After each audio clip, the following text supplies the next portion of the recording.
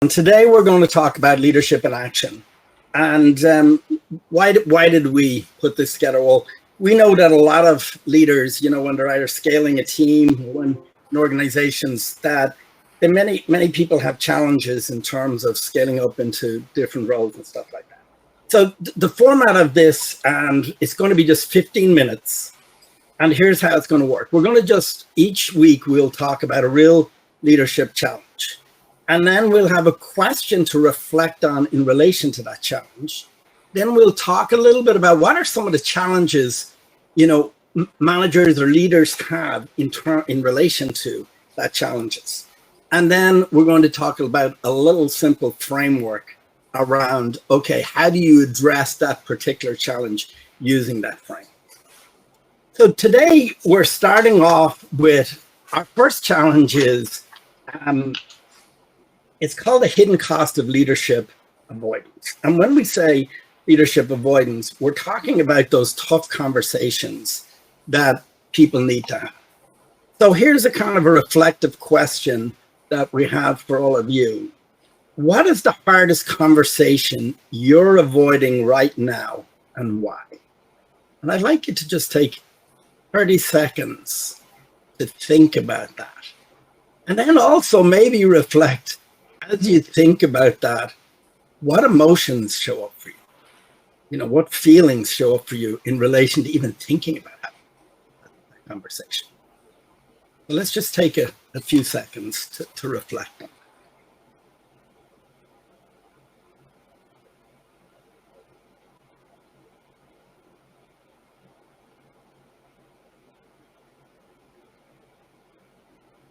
And just, sort of think about what are the feelings, And if maybe what I'll do is I'll ask Renee, as you think about what's the hardest conversation you're avoiding right now and what kind of feelings come up for you? And people can comment if they have examples and are willing to share.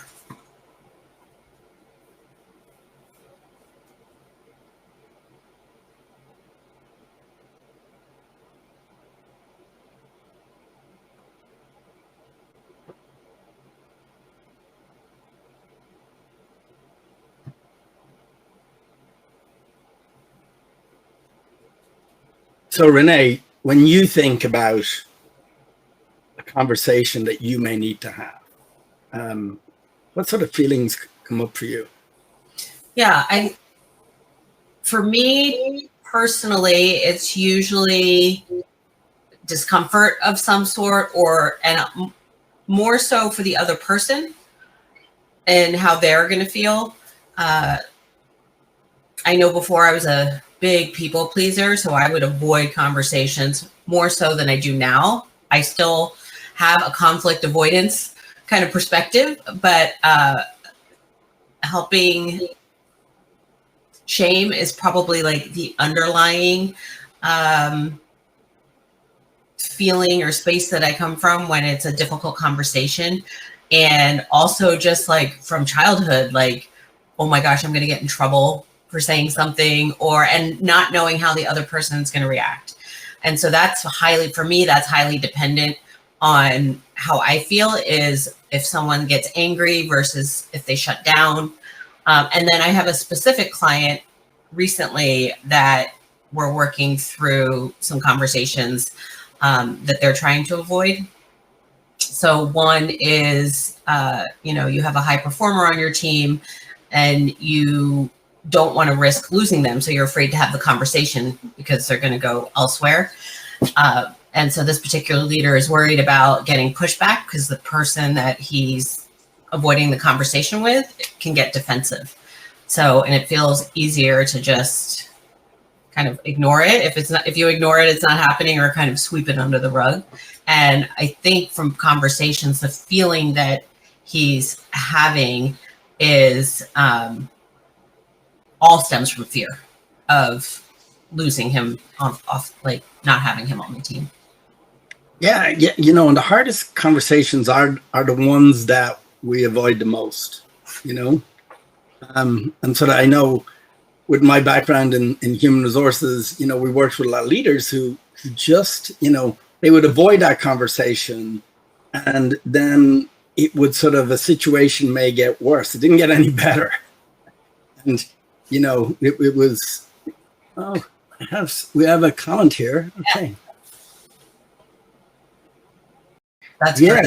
No, yeah, I love that. It's how would it be perceived?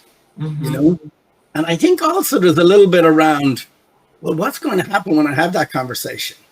Can I stay in that place, or am I going to get triggered emotionally, or is that person going to get triggered emotionally? And what he's saying is like, how do you have that conversation? What are the words? And you and I, Paul, always talk about priming the brain to be priming the brain, open and receptive versus defensive, and our words, our tonality, the energy behind which we approach the conversation definitely has a huge impact on how it's received. Right. So it can go, extreme directions just depending on how regulated we are, the words that we use. So what's the framework, Paul, that... Well, before we get into the framework, what I'd love people to reflect on is, what is the cost? So if I'm, say I'm an individual working as part of a team, or I'm a manager who I have an employee who needs to maybe get some feedback. It could be positive, it could be constructive feedback. What's the cost of not doing it? That's something I think we need to reflect on before we actually talk about what will be the framework that we could to address it. Let's talk about what is the cost of not doing it. So Renee, you gave an example of the individual on the high performance. What's the cost of him not or her not having that conversation? Yeah, without giving details on like what that conversation needed to look like, the cost is the underlying feel that impacts the team dynamics. And so when there's tension, depending on you as a leader, are you someone that shuts down? Our behaviors sometimes are impacted when we're ignoring something without us even really realizing the bigger impact it can have.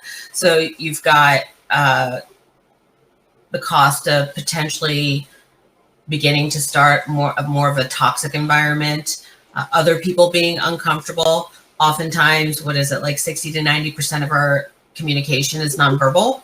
So other people can pick up on the tension or what's going on. That's right. And if your team is seeing some of the behaviors that maybe aren't, what is aligned with your vision and your values, they look to their leader and they're wondering, like, why aren't you saying anything, or why do you allow this to happen? So there can be a huge cost to staying silent.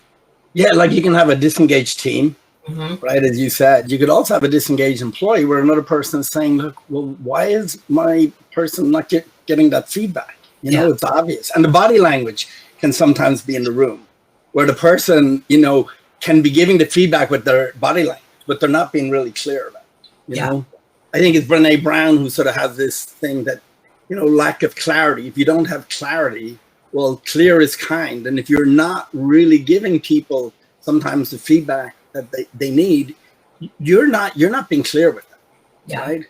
And so they may also not have the right expectations. And then as you said, I think, which is really important, there's a whole workplace culture, And if you're a leader, part of the role of being a leader is to help develop your people. And by not saying something, you're not giving the opportunity for growth.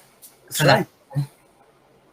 And I wanted to, so let's talk a little bit about what are some of the common challenges that people have, or what are some of the common mistakes that they might make. And like one of the things is, I often hear saying, well, I'm just waiting for the right moment. Right. And the right moment really never comes. So it's really easy to sort of say, well, look, I don't want to do it now. So they keep on avoiding it.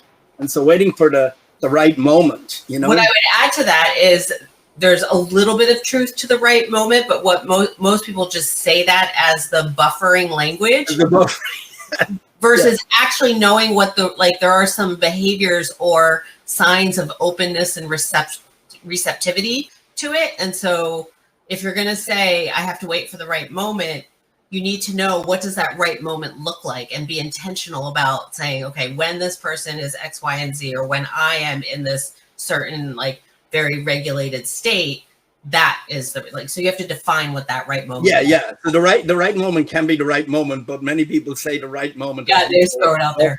Yeah. The other thing too is like sometimes the feedback is kind of vague. Yes. You know? Mm-hmm. And that again is around or sometimes what's called sugarcoated or what's called a sandwich. Yes. You know? Well, you're doing a really good job in X. Okay, I want to talk to you about why. And then, you know, they say, and then they're really not clear in terms of what they're talking about. So the person comes out being pretty confused. Yeah. Mm-hmm.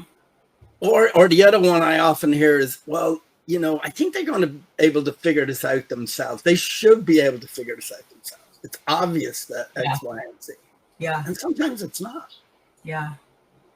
You know, so that I think is one of the other things. So let's talk a little about, you know, as we were thinking about if you have a conversation that you need to have, what are some of the things you can do to prepare?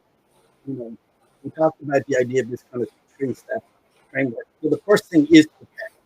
And you made a really great point earlier, is before you go into having that conversation, what is your state? You know, are you in a place? Talk a little bit more about that. Yeah, I think a lot of I'll speak from my own experience. When my system is activated, so I'm nervous, a little bit anxious about the conversation. I know for myself that I can tend to either talk really fast or kind of like the image I get is like drop the bomb and like what's going to happen. And so, but when I'm in a really calm and neutral space, my words come out better. I'm able to really see the person in front of me and understand where I'm coming from, but also understand what they might be feeling or how it might be received. And so the getting to know your own system and what, you know, do you tighten up? Do you get sweaty? What's going on with you? And then figuring out ways for yourself how to regulate your system before having that conversation, whether it's like an ongoing practice you have or in the moment, taking a few breaths or writing something out if that's helpful. But I think it's really important to understand your own baseline of like, what's your neutral state? And then when you're having this conversation, to come from there. Yeah, I think that's really good. So like the first thing is kind of prepare. The other one too is like deliver with clarity. So you need to be direct and clear, but you also have to be empathetic. Yeah. And in order for you to be empathetic, I think what you said is you have to kind of understand where that person is coming from. So you have to be a good listener. You're going to have to, your emotional state in coming into that has to be in a good place in order for you to be empathetic. And then I think one of the things that I see a lot of people not doing clear enough is having ensure that there's alignment in next steps. Yeah. Like when you're giving feedback, sometimes it's around also having that person being accountable for taking the action going forwards. And I see sometimes a lot of leaders and managers actually take too much responsibility. Yeah. Right? So they kind of overmanage the situation rather than get accountability, you know? And so we only have 1 minute left. So I want to add one thing real quick that I think is really important is oftentimes when we come into these conversations, especially if we're uncomfortable, is that we come in and like I said, like you drop the thing and then kind of step back, is there's a lot of telling the person. And so I think a big impact we can have is to invite reflection. So ask the question. This is be very clear, like you said, this is what I'm noticing. What's your perspective on this? Have you noticed it happening or, you know, yeah. So with just 10 seconds to go, I want to thank everybody. This is our first one. Next week, we're actually going to talk about when your top performer quits, what now? And the kind of reflective question is, what would they say about your leadership? So until next week, or we will be Leadership in Action, and that's what we'll talk about. So join us again next week. And thanks very much.